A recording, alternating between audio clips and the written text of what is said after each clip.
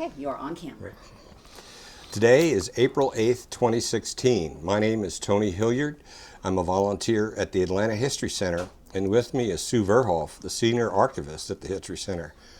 We're here today to record the oral history of Mr. Willie Stegall, who served in the U.S. Army during World War II.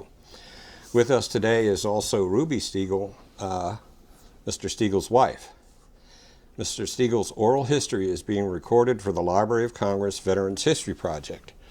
We're honored to have you with us today, Mr. Stegall, and thank you for participating in the project. Can you tell us a little bit about your younger years and growing up? And well, first of all, where do you live today? I'm in Georgia, where I Okay. live. Tell us a little bit about your youth and growing up. When I was growing up, well, there was a Great Depression back in 1928 and 29. I was a little kid, about 8 or 9 years old, and they called and said the president at that time, I imagine you heard of it, that Great Depression, just before President Roosevelt got to be. My father, I was 13 years old. Things was tough.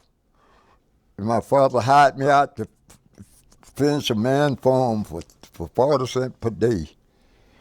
Where was this? Was Where was this? when was this? Where was it? Down in Cayuga County, west of Noonan, Okay, in Georgia. in Georgia. It was in Georgia. I would say about 25 miles from here. About 30 miles, they call it 30 miles, about 30 miles from here, Okay. where I was born. So it sounds like you did a lot of hard work in your youth. Well, I did a good bit of hard work because the last job I had, what I retired from, was a cross-top production plant here in East Point. I put up 33 years down. I retired in 1982 from the... Okay. Where were you when Pearl Harbor was bombed? Where was I? Yeah. When Pearl Harbor was bombed, my presiding elder of our church, I was active in my church, and he got me involved in Morris Brown College. I was at Morris Brown College on the first Sunday in December the 7th, when Japanese bombed Pearl Harbor. What was your reaction, or what was the reaction of the people around you at the time? At that time, Yeah. well, we was in school. We were kind of just mixed up. We were thinking that the Japanese had bombs here in the United States. And I remember President Roosevelt said every classroom get a radio. You make out hear what he had to say the next day. Want everybody, man, from the age of 18 to 45 to register for the draft. I remember that. That was in 1941. The year that the Japanese bombed Pearl Harbor. So did you register for the After draft? that next day, we went and registered, and that was in 1941. I did. I got a job, a special delivery messenger from the post office there in Atlanta.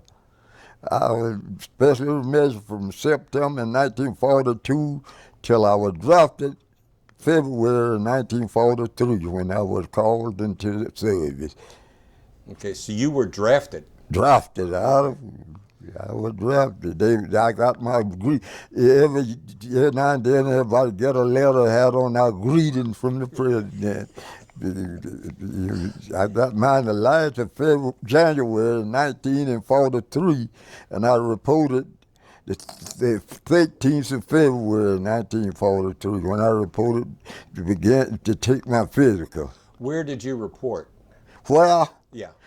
I reported to my local board up here in Atlanta, and they transported us to Fort Benning, Georgia, where I took my 3 days of physical examination and prepared me for the Army, 3 days. And I had a week's vacation after then, along by the 16th of February.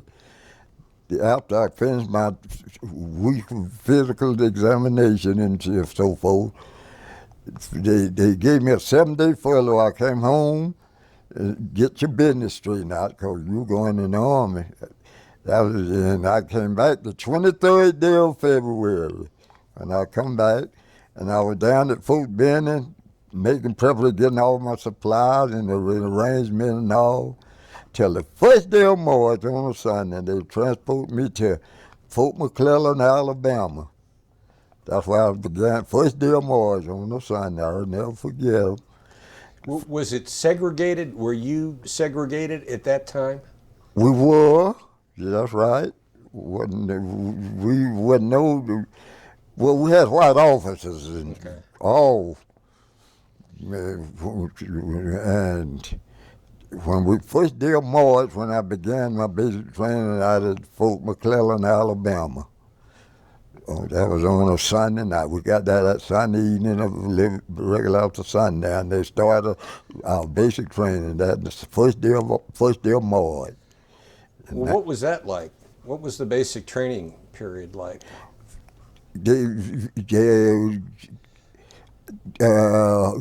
Well, in combat training, well, first thing we had to get acquainted with all our superior officers, from the commanding officer, the whole outfit on down to the sergeant.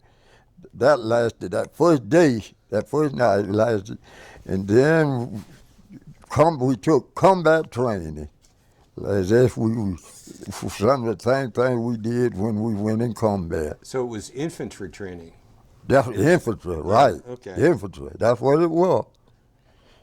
Infantry training. So all your basic training was in Alabama? In Alabama. I stayed at that Fort McClellan, Alabama from the first day of March till the 8th day of June. Okay. And then what happened? Where did you go? They transferred us down to, we joined the 93rd Division down in Camp Polk, Louisiana. Down in Louisiana. We left there the 8th day of June. We landed in Camp Polk, Louisiana the 9th day of June. That was more of a rest period after we finished our basic training. What year was that? June of what year? 1943. 43, okay. That was 1943. And we stayed down there in Camp Polk, Louisiana from the 9th day of June till the 4th of July. They carried us and loaded us on a train and sent us to California. We left out early Sunday morning, the 4th of July, heading to California. Where in California did you end up? Just the edge of the Arizona border, a little place called Needles, California.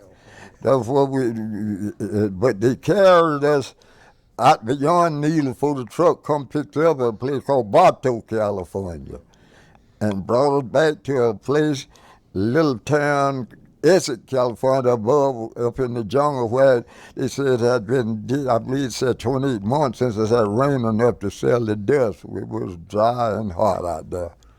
We got off the air-conditioned train that the 8th of 7th of July. And we got off the air-conditioned train. My sergeant had a thermometer on his pack that was resting 75 degrees. And we out there, they put us off out in the desert. And it was about an hour before some truck came and picked us up. When the truck car out there to pick us up, that thermometer got reached 110. Out there, it was hot out there, 110 degrees. So how long did you stay there? Was it more infantry From the training? 7th of July, I came home for Christmas on furlough and went back. And I got back out there the 2nd day of January. I got back out there to California after I came off my furlough. And they transferred me to another company, and they sent me on the 15th day of January. They sent me to that company, and we loaded on a big ship in San Francisco. They said John Polk. It was around the 21st day of January. We loaded on that big ship. What unit within the 93rd Division were you assigned to? So what that? What unit? What battalion or regiment were you? Well, I was in the 93rd Division. There were three regiments in that division, 25th, 368, and 369. There were three regiments. Each one of them regiments had at least 12 companies in them. Okay. Each one of those regiments. Because I know they transferred me from 369 when I came back off my fellow to 368. Okay. And they went overseas first, 368. We loaded the 21st day of January. And that Friday morning, we loaded. And that Sunday morning, 23rd day of January, we pulled out heading for Guadalcanal on that big ship, 5,000 soldiers on there. Was the ship filled with 93rd Division soldiers? Was it just the 93rd Division on the ship? Just, what, they asked that again? Was it just the 93rd Division on the ship when you left San Francisco? And I think they said took a crew of almost 100 men to operate the big old ship. It's the third largest ship the United States had. It's General John Pope. That's the ship I went overseas. They said, I had a friend from Georgia here. He came out and talked with us. I would go by the radio room and talk with him, and he said they were the third largest ship the United States had. That ship we went over, SSS General John Pope. Had you ever been on a ship before? I had never been on a ship before. What was it like?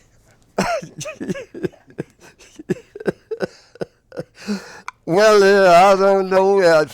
One fire, I don't know whether you believe this Bible story where Jesus Christ was down on the bottom sleeping. The disciples ran in a stone. They said, you don't care if we perish, we don't perish. We were down in the one night going overseas. That ship was rocking. That big ship, we didn't think they were going to weather that storm.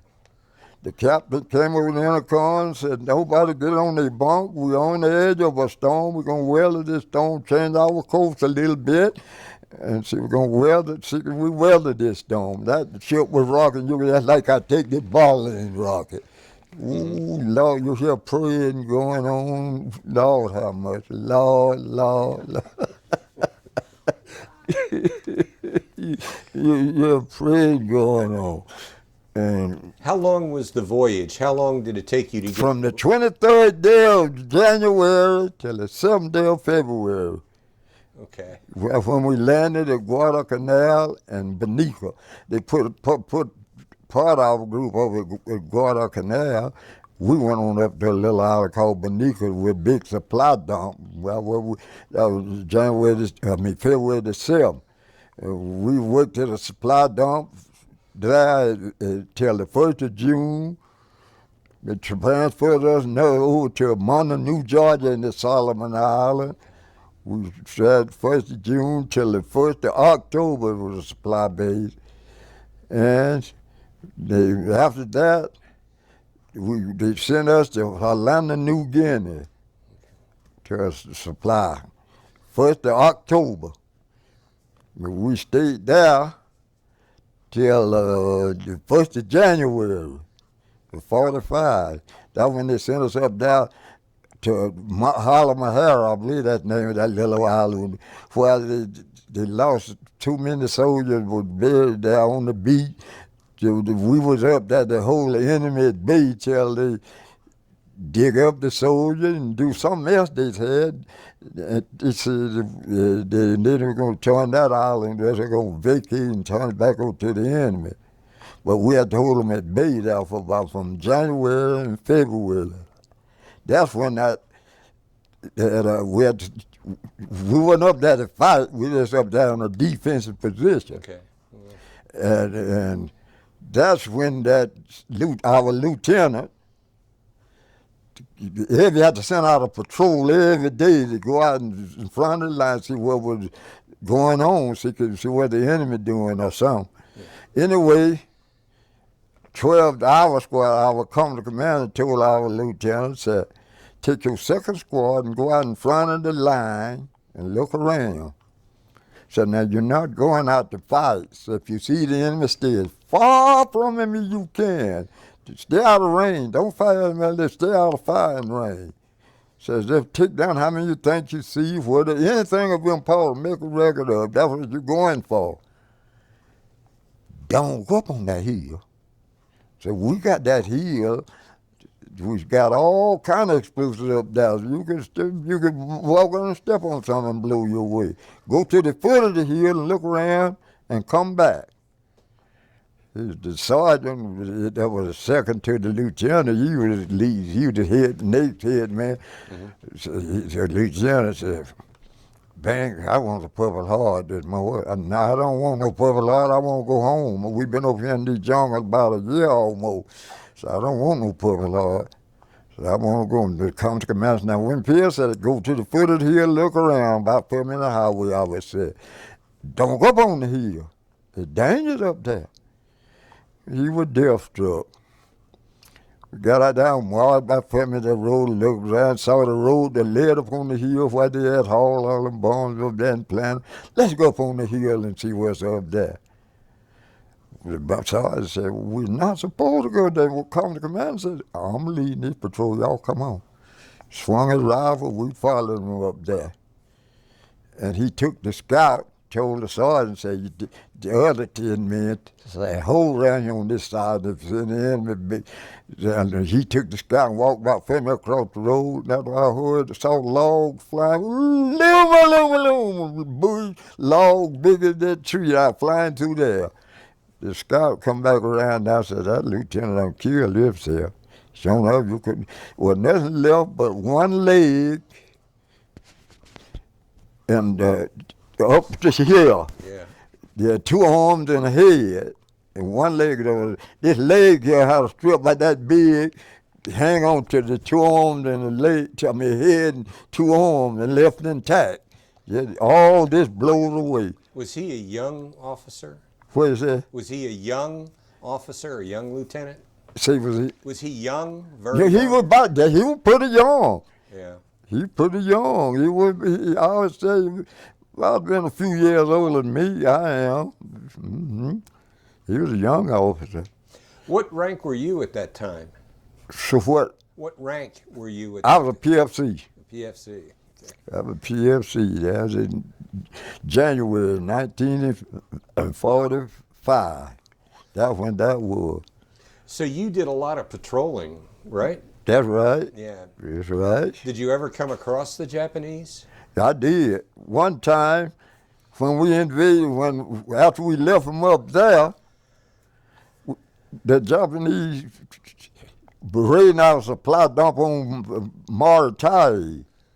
We started training, they trained us, the 93rd Division, to get them off that island. We started training in March. So MacArthur said he wanted it done by I leave by the 1st of May. He did. We did that island. We trained that 1st of May. I was blessed. Our task force didn't count, but one time that I counted in on doing that combat movement. One time, the jungle was real thick. You had to cut your way, cut down bushes, have them little long house, bolo knife. And the Japanese fired over I don't know if we was kind of on the bank over our head, and about 5 minutes that wall a little further. That my buddy having to see those Japanese rifles coming down between the bushes. We were laying on the ground. He just whirled around on the stomach and just knocked him down before he could get a shot off. If he could have looked through the bushes and seen me, you probably would have hit me because I was between him and my buddy. Somebody was watching out for you. Yeah, he knocked him down. About 3 of them Japanese was over there, and 2 of them took off and went to run. He killed one of them. He about put me down across the road. We fired at them, they got away. Did your company suffer many casualties? For the Japanese. No, your company. Did you lose many soldiers? Did you have many wounded soldiers? What I say. There about 6 task force. Each one of them had left right at 200 men in the task force. We hit that beach. I don't think nobody in our task force got wounded in that thing. Somebody else, every once in a while, we had a radio contact one with the other. So one of the men done got wounded. Got wounded, you get the words. Didn't nobody in our task force get wounded. We had to pull our food give out, and we got Mr. getting sick, and we had to they give us permission to pull out. So when our food first give out, our leader radio headquarters, task force number so we out of food, we been out of the so y'all hold out till tomorrow. We airlift you some. Tomorrow came, that food was airlifted, but about a mile down yonder. We didn't go over the jungle, we didn't get a bit of it. And about 2 days later, our leader radio headquarters said we had not nothing to eat in about 3 days.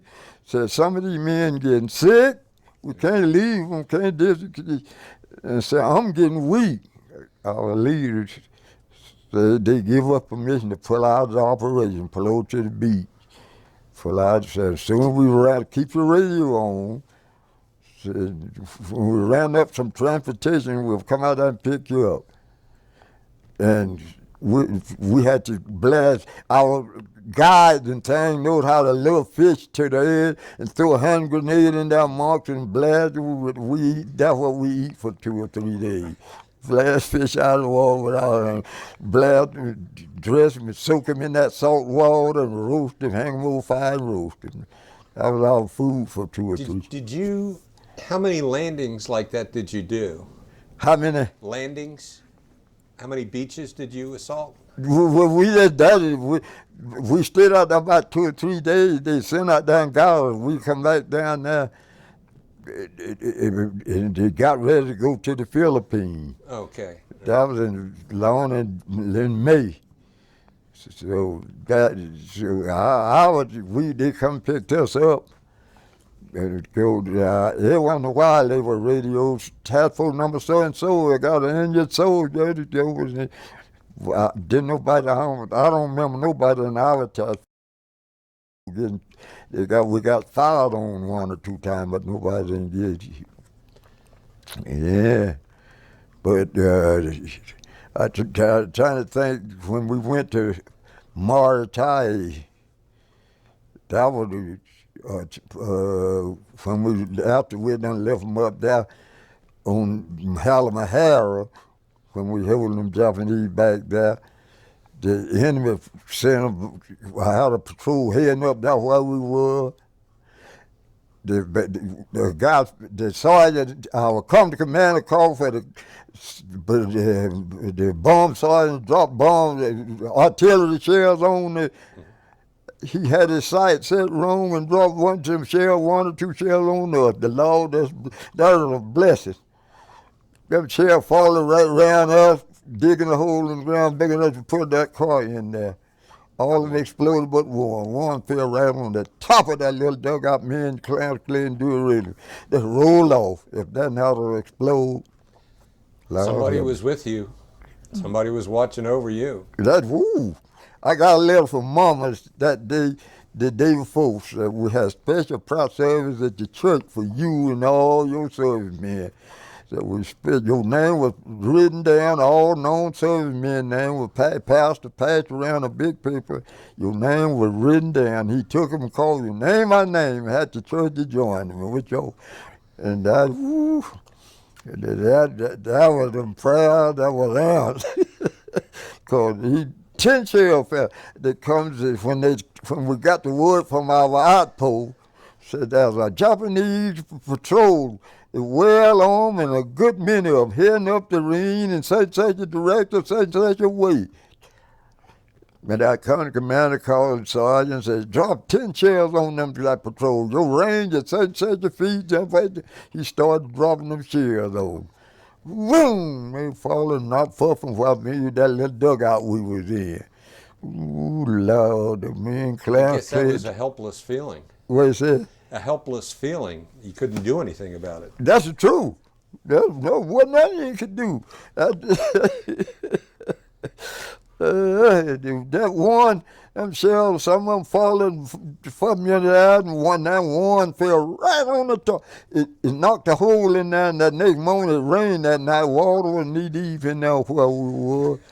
But we were still living. So did you say you went to the Philippines from Molotari? Went to the Philippines. When we left there, we went to the Philippines.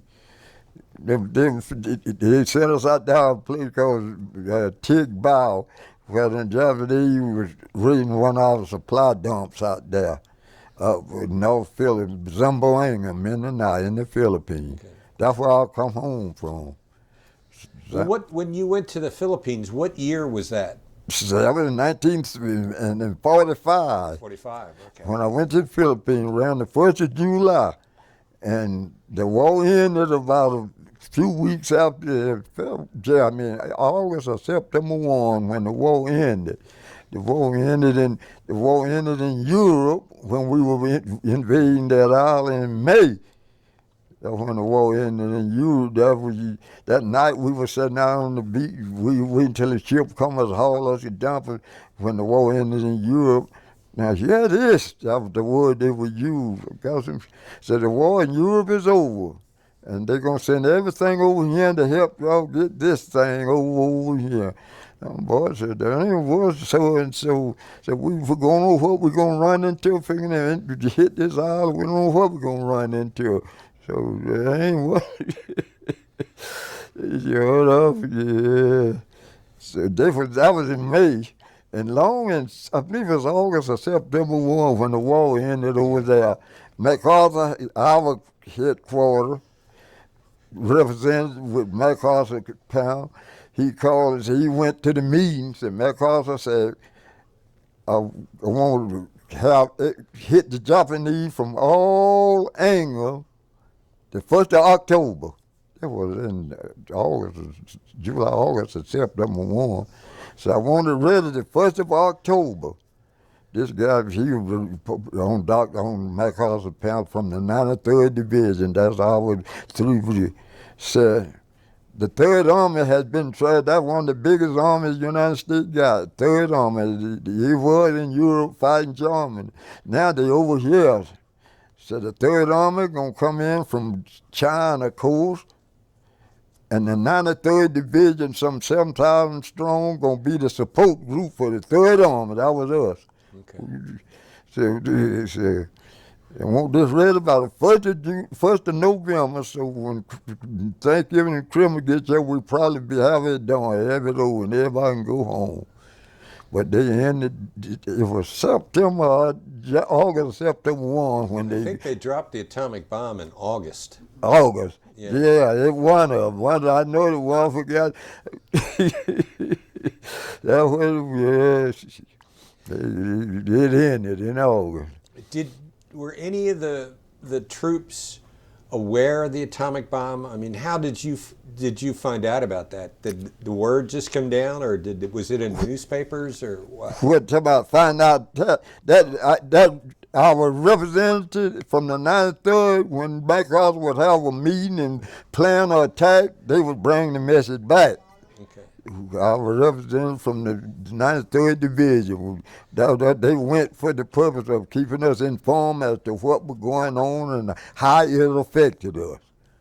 The representative from the 93rd Division. He was part of MacArthur's staff.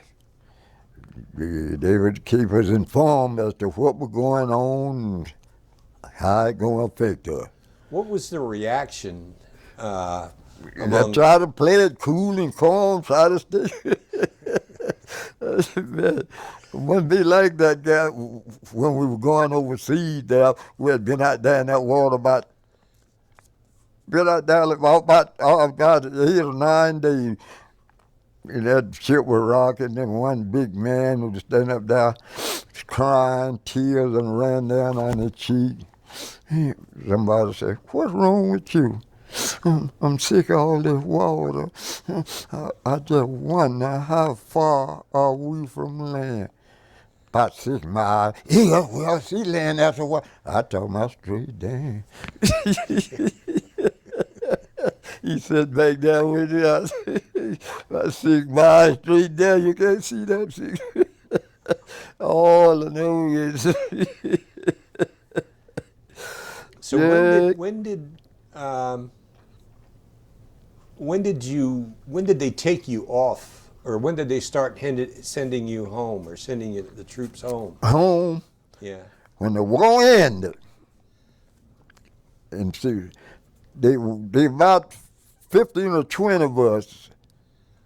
They come to command and said, "Y'all are not going home." This was long in September, August or September. Yeah, when the war ended. So y'all said gonna be next year in May or June before y'all go home.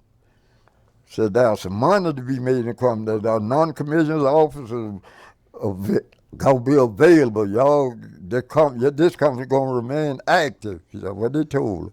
So y'all ain't going home for next year in next June, May or June 1. So me and the supply sergeant were good friends. I was a PFC. I took the supply sergeant job. I moved from a PFC to a staff sergeant. The last 2 or 3 months we was over there, I was a supply sergeant. And this is supply tent. All that biggest thing I do there, turn all in the supply that the soldier going home, turn over, and turn it into the headquarters, type it out. They had told us we wasn't going home for next June or July. May or June. So y'all won't have enough points. And President Harry Truman was president long in the 1st of November, about the middle of November.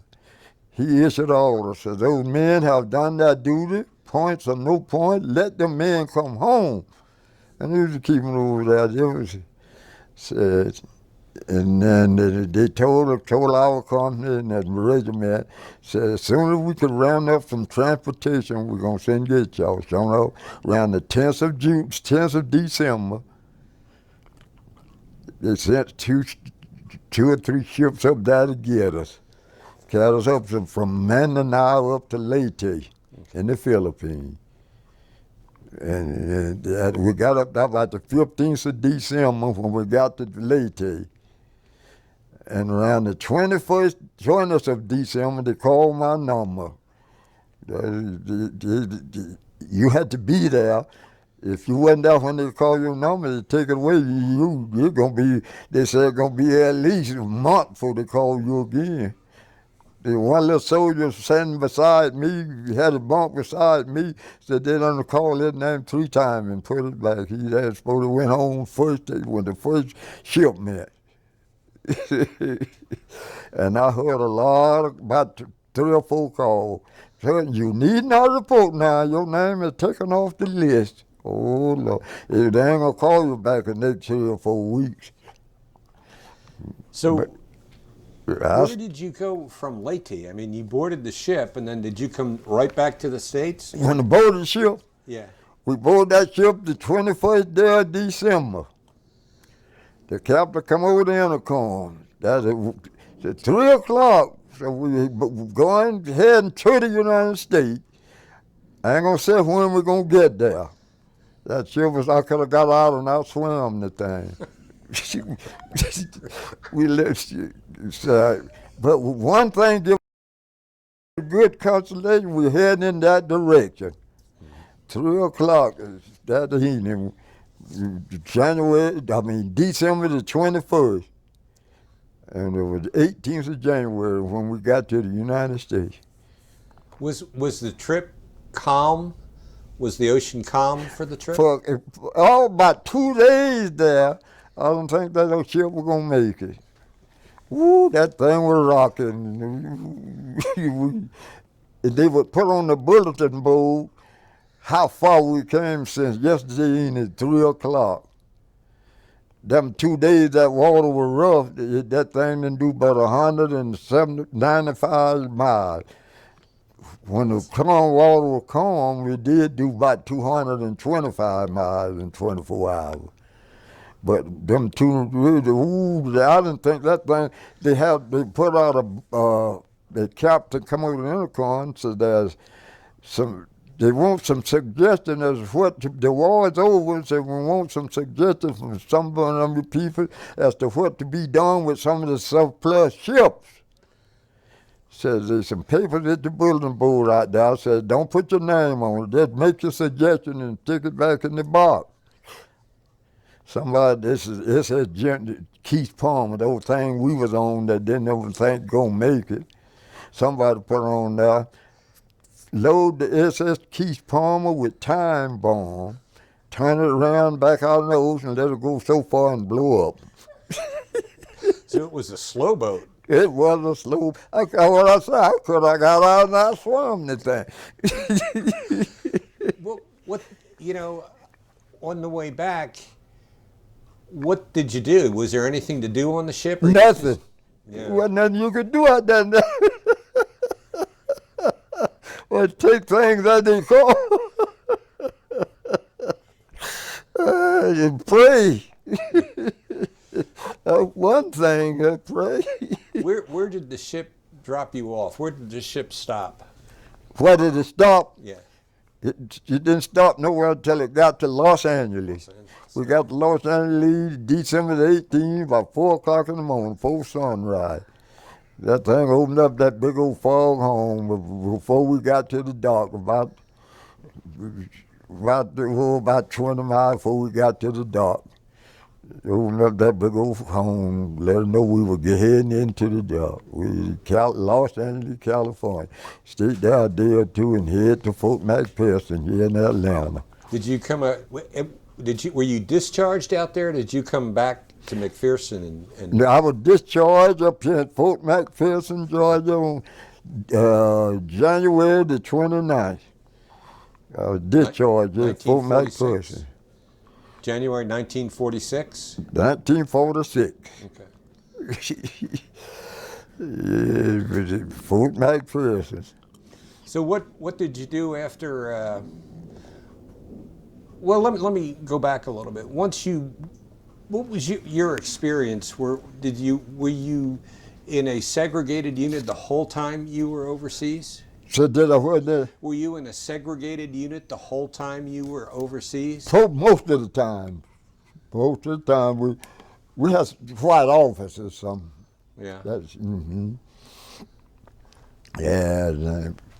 Was that when you got back to the States and coming back to Fort McPherson? What kind of an experience was that? I mean, we've heard stories about black servicemen who came back. Well, when I come back from overseas, we wasn't in segregated group. We were mixed from all the way overseas back here to Fort McPherson. Okay. Fort McPherson. You were still in uniform. Still in uniform. How were you treated? So, How were you treated? all right, everything was, I couldn't complain. Everything went off all right till I got my discharge. From the time we got on that old boat, the 21st day of December, till we got off the train here at Fort McPherson, Georgia. So what did you do after you were discharged? I took me a month vacation. My sister's brother was living up here in Cincinnati. The Army gave me a free trip up there. Okay. I went up there and stayed up there. I took me a full month. And then I said, the boy used to sign did like Buster Brown, get up and eat breakfast and lay back down. That's what I did. I went up there to Cincinnati, stayed up there right out of month. Then that's all I did. I told my sisters and brothers, I didn't come to do nothing but eat and sleep. Sounds good. What is it? I said that sounds good. Yeah, well, I did. So, and I came back, and I got me a job working up at the Western Union. I worked there a year or two. And I got that old job I put up 33 and a half years with what I was supplied from. I mean, it's what I retired from. Well, Yes. how did you meet your wife? Started way back in 1940, long before the war. We were farming, back in farming, country farming days. And they were going to a little school. They moved over in the farm over there beyond us. And they were going to a little school. They had to come right through our yard. And then my pastor, we and him was sitting on the porch talking one time. They came through my yard. Said, that little girl, young little dark-skinned, she's a pretty little thing. Said, she looked like she was happy. So I made it my business. I was standing on the porch there. The next day, she was walking right between her sisters and brothers. And she got down and looked up there at me. I waved at her. And the next day I was out there, she lagged behind them and I waved out again. She run caught up with her other sister. Girl, what's wrong with you? She run caught up and told her. And when the school ended, they had a concert. Her sister, her other two older brothers, they all met up there at our yard. And I said, well, I'm going to walk with you tonight. Okay. And when I went to Atlanta, just like I said, I got lost from her. And when I came home on follow, I was supposed to have been halfway back to California. My brother said, you know, when you going to go back, I told him. He said, there's a man up here named William Calhoun. Said, you and him were good friends when y'all were going. I said, yeah, you run us door. I went up there, me and him went up there, and I told him, I said, I got to be on the train in the morning. I got to go. He said, let's go by Willie Carter and Vertley. Said, they might not mind seeing you. I went down there. Miss Carter was there, Reverend Carter was there, A. Lee Carter, and there was another individual was there that I didn't call no name. Her grandmama.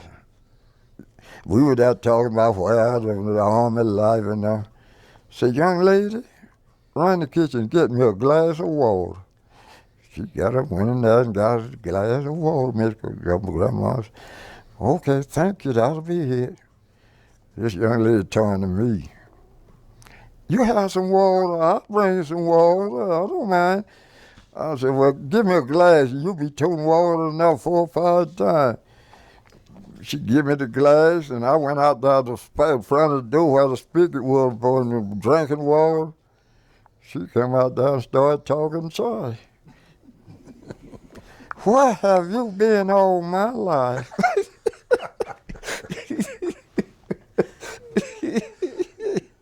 I said, California, Texas, you just keep you looking right good. They got to keep, drop around and see me before you go back to camp. I said, I'm sorry, I'm afraid I won't have the time because I ought to be halfway back to camp right now. I got to go in the stockade for being late. Well, let me get your address. She ran out and got a pen and paper and got my address, and we started communicating. That was the meeting point. That at school, when you used to come to our yard, I used to wave at her. That was starting at the time. So when were you married? August the 10th, 1946. Yeah, I didn't mean to put you on the spot there. August the 10th, 1946. The day after her birthday was August the 9th. But we met August the 10th, 1946. Yes, that's quite a while. Congratulations. That's... Yeah. So how many children do you have? What is that? How many children do you have? We had 7.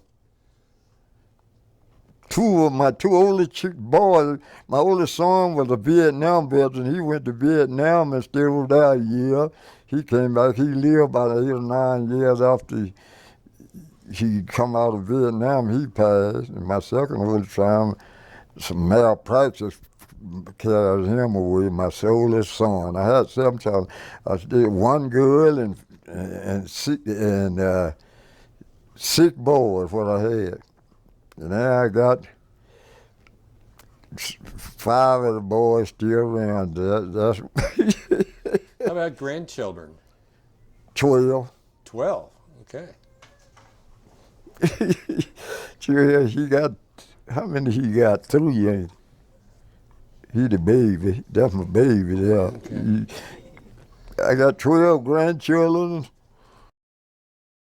and about, I reckon about 11 more great-grandchildren now.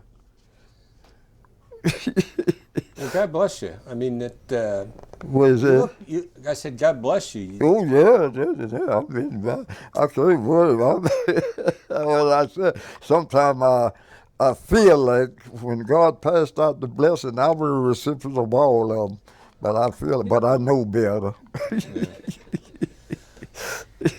One of the things we like to do at the very end is it's your time to say anything you want, any comment you want to make about When that now? any comment you want to make. It's your time to just sound off. I mean, is there anything you want? No, I don't think so. I can't think of nothing. Guess everything's been so nice. Yeah. Questions. Anything he's talked about with you that he hasn't shared yet? Not off the top of my head. How about you, Mrs. Stegall? Okay.